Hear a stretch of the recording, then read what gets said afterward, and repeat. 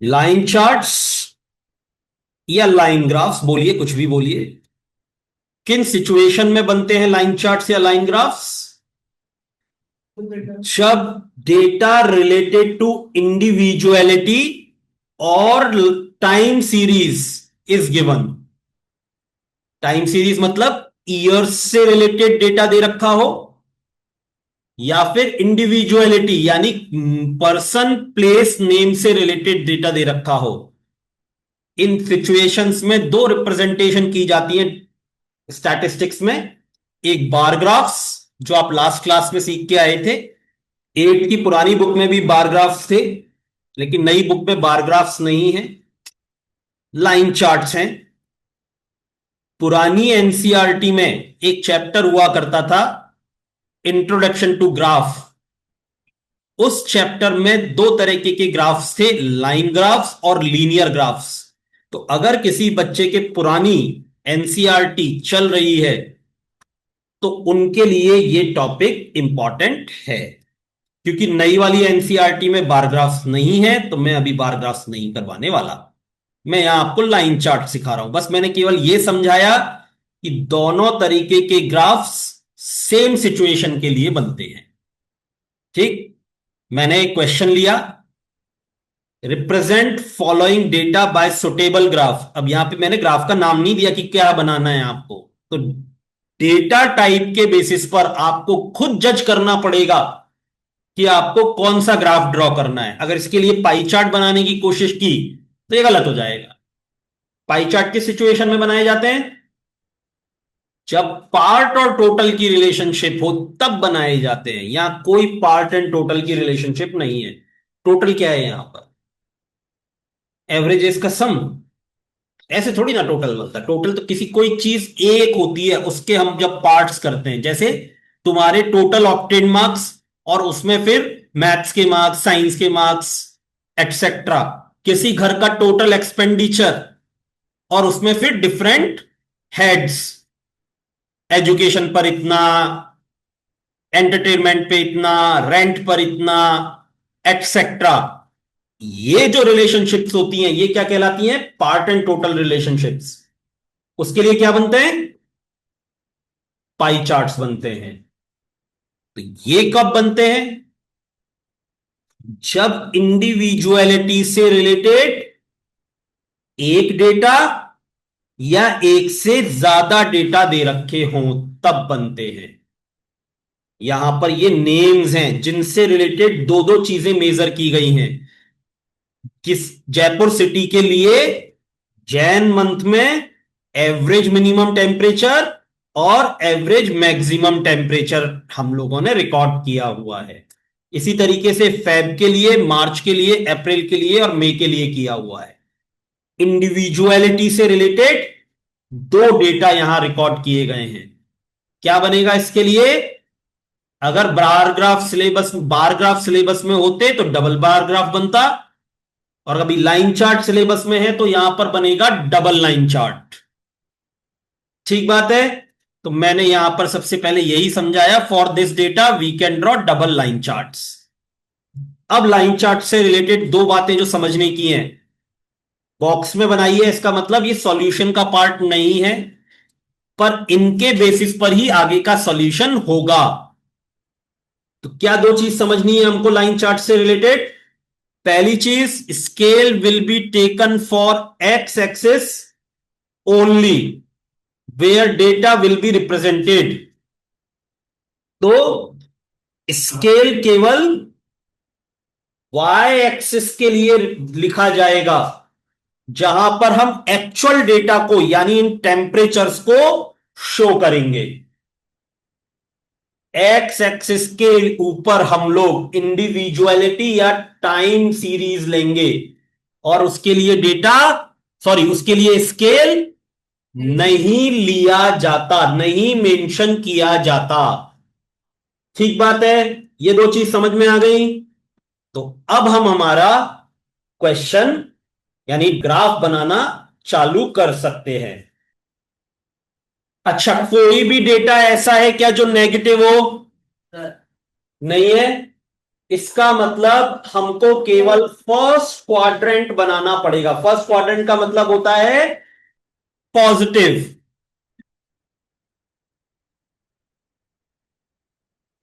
केवल एक ही पार्ट हमको बनाना पड़ेगा। जो चार पार्ट होते हैं किसी ग्राफ के, ये ऐसे बनता है। सीख लो एक बार सब लोग। किसी ग्राफ को हम चार पार्ट्स में डिवाइड कर सकते हैं दो लाइन से। The horizontal line is called X axis and the vertical line is called Y axis. तो जब दो म्यूचुअली परपेंडिकुलर लाइंस एक दूसरे को इंटरसेक्ट करती हैं, कि जब किसी प्लेन को दो म्यूचुअली परपेंडिकुलर लाइन से हम डिवाइड करते हैं, तो वो प्लेन फोर पार्ट्स में डिवाइड होता है। कितने पार्ट्स में डिवाइड होता है प्लेन? फोर पार्ट्स में डिवाइड होता है। इन फोर पार्ट्स को क्या बोला जाता है? फोर क्वाड्रेंट्स बोला जाता है। तो फोर क्वाड्रेंट्स बनते हैं, यहां पर फोर पार्ट्स बनते हैं। इन फोर पार्ट्स को क्या बोला जाता है? क्वाड्रेंट्स। इसमें से ये फर्स्ट क्वाड्रेंट होता है, ये सेकंड क्वाड्रेंट होता है, ये थर्ड क्वाड्रेंट होता है, ये फोर्थ क्वाड्रेंट होता है। बाकी तीन क्वाड्रेंट्स ऐसे होते हैं, सेकंड, थर्ड एंड फोर्थ, जिनमें वेरिएबल की वैल्यू नेगेटिव होती है। केवल ये फर्स्ट क्वाड्रेंट ऐसा होता है जिसमें वेरिएबल की वैल्यू पॉजिटिव होती है। हमें देखो कोई वेरिएबल नेगेटिव दिया हुआ है क्या? डेटा कोई नेगेटिव दिया हुआ है क्या? नहीं दिया हुआ। इसका मतलब है हमारे लिए second quadrant, third quadrant, fourth quadrant काम के नहीं है। इसलिए हमने केवल क्या ड्रॉ किया? केवल फर्स्ट क्वाड्रेंट ड्रॉ किया हमने। जनरली लाइन चार्ट्स में फर्स्ट क्वाड्रेंट ही काम आएगा। अभी तो नहीं दिया ना, जनरली नहीं देता है। 90% केसेस में सेकंड, थर्ड या फोर्थ क्वाड्रेंट काम नहीं आएगा। ये हमने एक्स मार्क किया। क्या क्या रिक्वायरमेंट्स होती हैं ग्राफ ड्राइंग से पहले, क्या क्या जरूरी चीजें हैं जो पूरी करनी होती हैं? एक्सिस मार्किंग जरूरी है, ये एक्स एक्सिस और ये ऊपर वाला, जहां से ये दोनों ओरिजिनेट हुए इस पॉइंट को ओ। जीरो। जीरो नहीं बोलते बेटा, ये ओ है, ओरिजिन। क्या है ये? ओरिजिन। क्या ओरिजिनेट हो रहा है यहां से? दोनों एक्सिस, बल्कि इससे चार एक्सिस ओरिजिनेट होते हैं। राइट साइड वाला positive x axis, left side वाला नेगेटिव एक्स एक्सिस, ऊपर वाला पॉजिटिव वाई एक्सिस और नीचे वाला नेगेटिव वाई एक्सिस। चार एक्सिस ओरिजिनेट होते हैं, इसलिए इस पॉइंट का नाम क्या है? ओरिजिन। जिसको किससे डिनोट करते हैं? ओ से। और इसकी मैथमेटिकल वैल्यू हम जीरो ले लेते हैं। ठीक है, लेकिन जो लिखा जाता है वो ओ लिखा जा रहा है। धन्यवाद।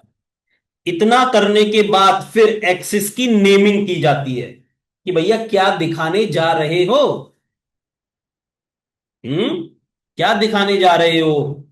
तो हम एक्स एक्सिस टेम्परेचर पर इन दिखाने मंथ्स। जा रहे हैं मंथ्स। क्या ले रहे हैं हम एक्स एक्सिस पर? मंथ्स ले रहे हैं। और वाई एक्सिस पर हम क्या ले रहे हैं? टेम्परेचर्स ले रहे हैं।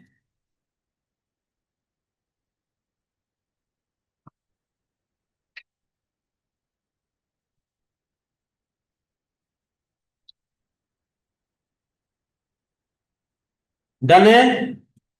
हो गया? क्या आप ड्राइंग स्टार्ट कर लें?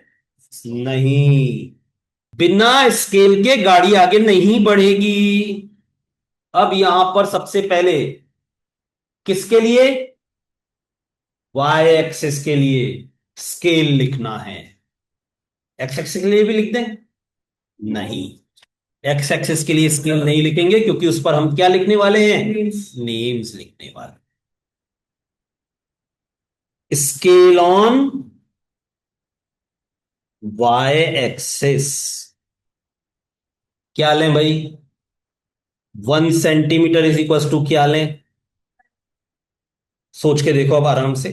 पहली बात, कोशिश करिए, अगर बहुत ही नोटोरियस डेटा नहीं है तो स्केल 1 to 5, 1 to 5, और या फिर इनके पीछे जीरोस लगा के जो नंबर बनेंगे वही लेंगे। 1 के पीछे जीरो लगाया तो 10, 2 के पीछे जीरो लगाया तो 20, और 5 के पीछे जीरो लगाया तो 15। 1 to 5, 10, 20, 50, 100, 200, 500, 1000, 2000, 5000, इस तरीके का ही स्केल लेना चाहिए प्रेफरेबली। ठीक बात है। अब हमारे डेटा के हिसाब से सोचिए हमको क्या स्केल यहां पर लेना चाहिए। 1 लूंगा मैं तो सबसे छोटी वैल्यू 12 है और सबसे बड़ी वैल्यू 38 है। हमको लगभग 26, 27 ब्लॉक्स चाहिए होंगे, स्क्वायर्स चाहिए होंगे। क्या हमारे पास है? नहीं है। फुल पेज पर भी नहीं होते, लगभग या इतने ही होते हैं, लेकिन वो बहुत बड़ा ग्राफ बन जाता है। ठीक। उससे अच्छा क्या है, 2 ले लेते हैं। क्या ले सकते हैं हम? 2 ले सकते हैं। तो 2 के हिसाब से भी सबसे बड़ी वैल्यू क्या है? 38। 2 से डिवाइड करेंगे 19। हमें 19 ब्लॉक्स फिर भी चाहिए होंगे, 19 स्क्वायर्स, जो भी थोड़ा ज्यादा हो रहा है ना। अच्छा स्केल क्या रहेगा यहां पर? 5 का एक अच्छा स्केल रहेगा। अगर आपके पास फुल पेज है तो आप 2 के स्केल से भी ड्रॉ कर सकते हैं। बड़ा बनेगा पर अच्छा दिखेगा, बड़ा बनेगा पर अच्छा दिखेगा। ठीक है। तो अगर फुल पेज अवेलेबल है, मेरे पास नहीं है, मैंने ड्रॉ कर दिया, मेरे पास फुल पेज अवेलेबल नहीं है। अगर मैंने इसको थोड़ा सा नीचे तक और बना दिया होता तो मैं 2 लेता, लेकिन अभी मुझसे जल्दबाजी हो गई, अभी मेरे पास इतना ही है, तो मैं मजबूरी में यहां पर क्या ले रहा हूं? 5 ले रहा हूं।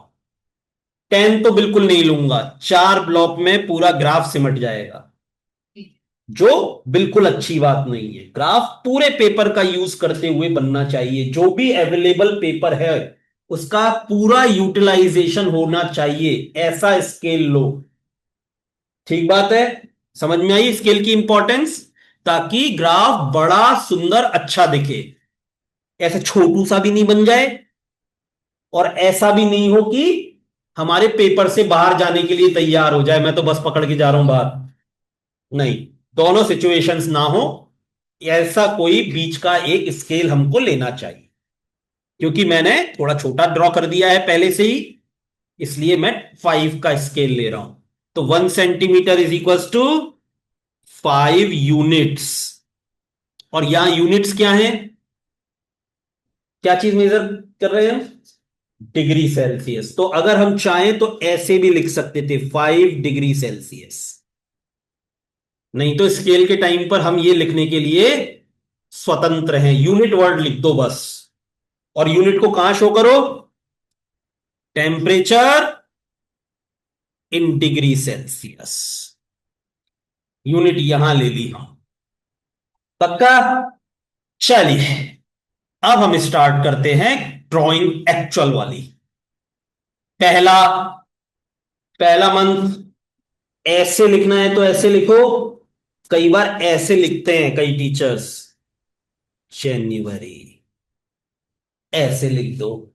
टेढ़ा करके लिखते हैं यूं, जैसा टीचर अलाउ कर दे वैसे लिख दो, है ना। फिर अगले में, अब मैंने ऐसे लिख दिए तो ऐसे लिख देता हूं सारे।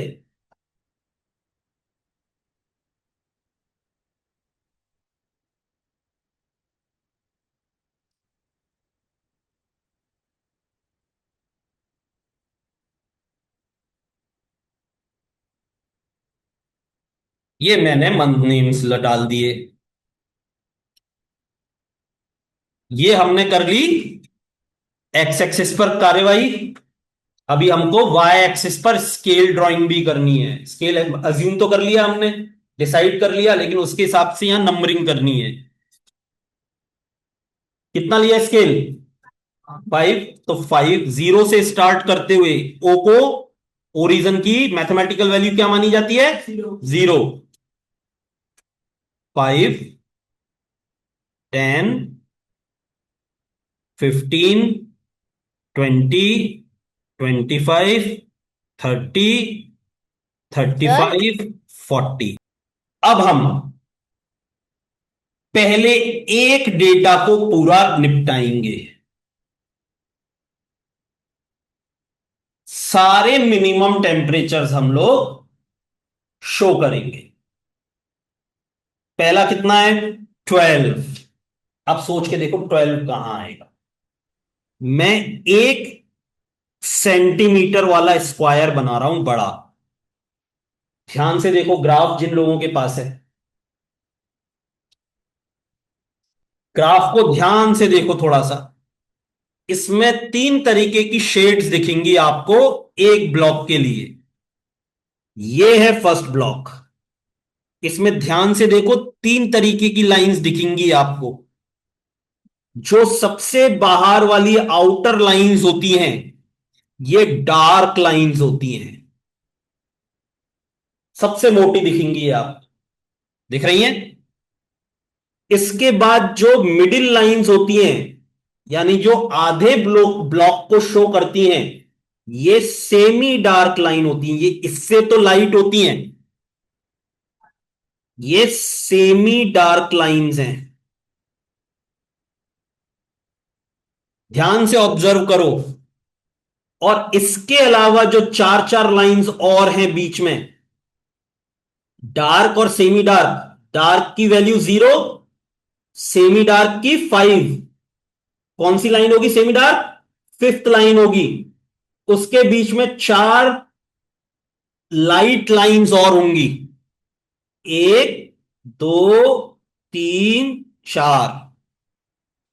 पांचवी सेमी डार्क, फिर छठी sixth, seventh, eight, ninth light, और फिर 10th लाइन डार्क।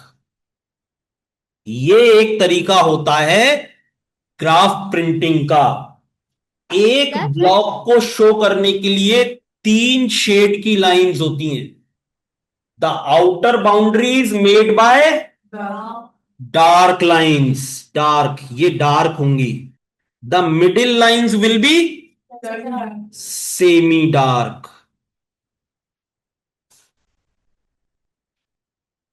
इनसे थोड़ी सी लाइट है।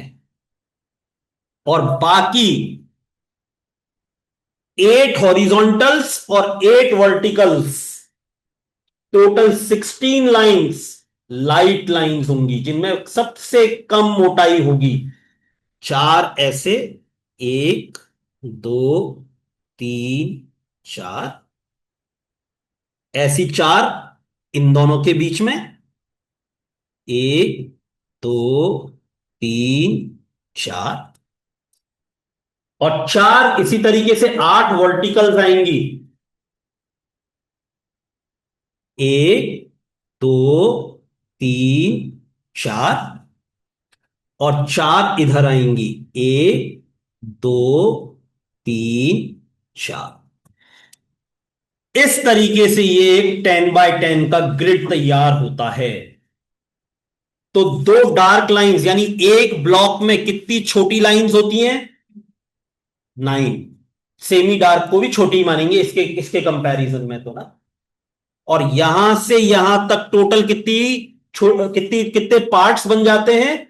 अगर 9 लाइंस हैं तो वो 10 पार्ट्स बनाएंगे। ये कितने स्क्वायर्स बनेंगे? 1, 2, 3, 4, 5, 6, 7, 8, 9, 10।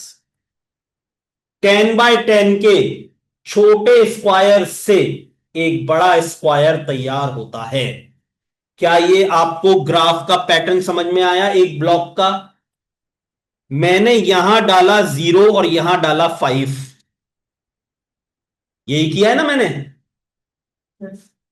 स्टार्टिंग में 0 और ऊपर डाला 5। अब सोच के देखना इसके बीच में कितने पार्ट्स हैं? 10। और हमने मेजरमेंट कितनी ली है इसकी, 5। तो हर एक मेजरमेंट कितनी छोटी लाइन से मिलकर बनेंगी, तो 10/5 to available lines divided by scale. ठीक बात है। तो टू हाँ। स्मॉल लाइंस, 10/5, 10 क्या रिप्रेजेंट कर रहा है, कितनी अवेलेबल है हमारे पास ब्लॉक्स छोटे, और यूनिट हमने स्केल क्या लिया, 5 का। तो इसलिए मैंने 10 ब्लॉक्स को, यानी 10 छोटे ब्लॉक्स को किससे डिवाइड किया, 5 से। रिजल्ट क्या आया, 2। यानी 2 स्मॉल लाइंस या ब्लॉक्स या स्क्वायर्स, 2 स्मॉल स्क्वायर्स किसके इक्वल होंगे, 1 यूनिट के इक्वल होंगे। डन है बात। तो 2 यूनिट बराबर, 2 units equals to, 2 units is equals to, अरे एक यूनिट के लिए 2 स्क्वायर्स, 2 छोटे स्क्वायर्स, तो 2 यूनिट के लिए मतलब 4 स्क्वायर्स, 4, 3 के लिए 6 स्क्वायर्स, 4 यूनिट्स के लिए 8 8, स्क्वायर्स, और 5 यूनिट्स के लिए 10, मतलब 10। फुल। क्लियर है ये बात, पक्का समझ में आया ये, प्रॉपरली एक्सप्लेन। मन में कोई भी क्वेश्चन है पूछ लो। क्लियर, बढ़ू आगे। तो अब सोचना 12 कहां आएगा, 10 और 15 के बीच में आएगा। 10 और 15 के बीच में कितनी लाइंस, 10 पार्ट्स। 10 से ऊपर 2 यूनिट जाना है मेरे को। अभी क्या सिखाया, 2 unit equals to 4 small blocks, 2 units is equals to 4 small blocks. यहां से 10 के बाद पहला छोटा, दूसरा छोटा, तीसरा छोटा, चौथा छोटा, यहां क्या आ जाएगा हमारे पास, 12 आ जाएगा। जैन में 12, तो 12 के सामने एक डॉट लगा दिया। कई बुक्स इनको सर्कल करती हैं, डॉट के ऊपर एक सर्कल और लगाते हैं ताकि ये थोड़ा ठीक से दिख जाए। कई बुक्स नहीं बनाती हैं।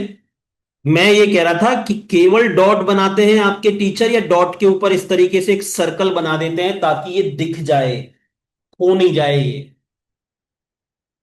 है ना। हाईलाइट किया है इसको एक तरीके से हम लोगों ने डॉट को, जैसा भी आपके टीचर्स स्कूल में करें बोर्ड के ऊपर वैसा देख लेना, है ना। केवल डॉट मार्क किया है या डॉट के साथ सर्कल भी बनाया है। फिर फैब पे आते हैं। मिनिमम टेम्परेचर 18, बढ़ गया भाई। तो अब बताओ 18 कहां आएगा। अभी क्या सिखाया था मैंने, जब 5 का स्केल होता है तो हम टोटल 10 स्क्वायर्स को 5 से डिवाइड करते हैं। क्या रिजल्ट आता है, 2 स्मॉल स्क्वायर्स। 2 स्मॉल स्क्वायर्स किसके इक्वल होते हैं, 1 यूनिट के इक्वल होते हैं। अब यहां अगर 15 है और यहां 20 है, तो दो दो स्क्वायर्स पर एक एक नंबर बढ़ेगा। ये 15 से 16 होगा, 2 के बाद, फिर 2 के बाद 17 आएगा, और फिर 2 के बाद 18 आएगा। तो 18 कौन सी लाइन पर आएगा, 6th छोटी लाइन पर आएगा। तो फैब में आया 15 के ऊपर 6 लाइन। Next value is 22। मार्च में कहां आएगा 22, ये 22। बता काशवी, नेक्स्ट नंबर क्या है।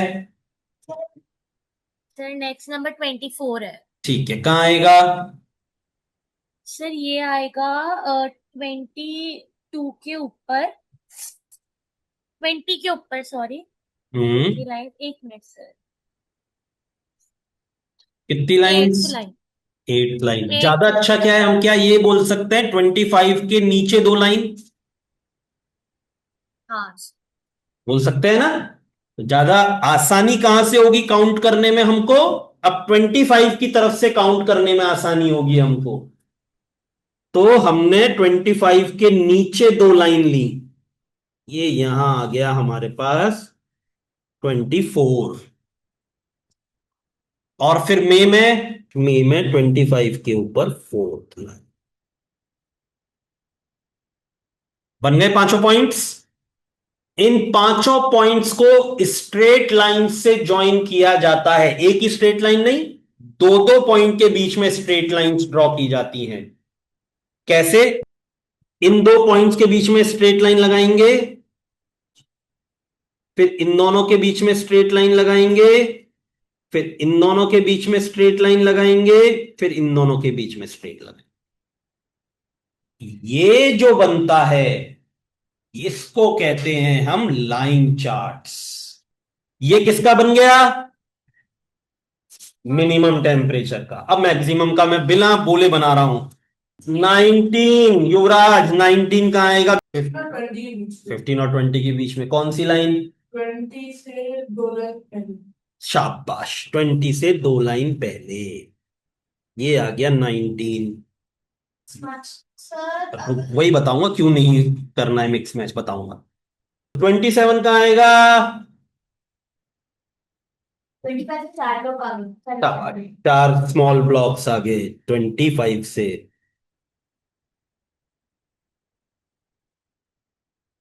31।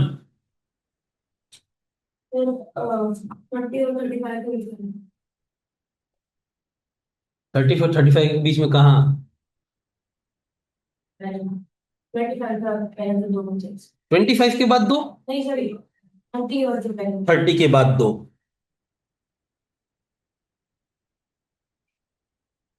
फिर मैं अब बना देता हूं 35।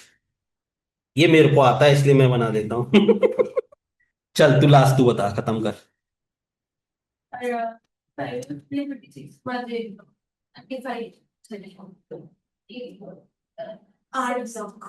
8 ब्लॉक, 6 ब्लॉक्स पर आएगा।